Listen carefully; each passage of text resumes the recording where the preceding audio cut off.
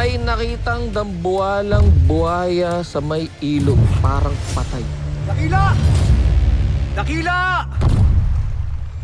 Ngayong Miyerkules, Nasaan na kaya yung kaibigan kong buhaya? Kinalangin kaya ni Kuya Lolong yung kaibigan kong buhaya? Mukhang may masamang nangyayari sa kanya.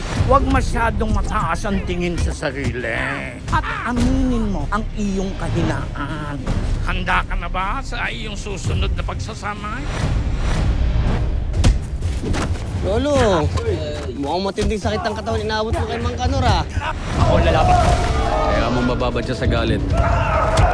Para yan ang magtulak sa kanya at balikan niyang bangkil na yan. Hindi ako tuwag. Hindi ako mahina. Sige anak, gawin mo ang kailangan gawin. Hindi ako tumitigil na humanap ng paraan para gumaling ka, anak. Pinapangako ko gagaling ka. By hook or by crook,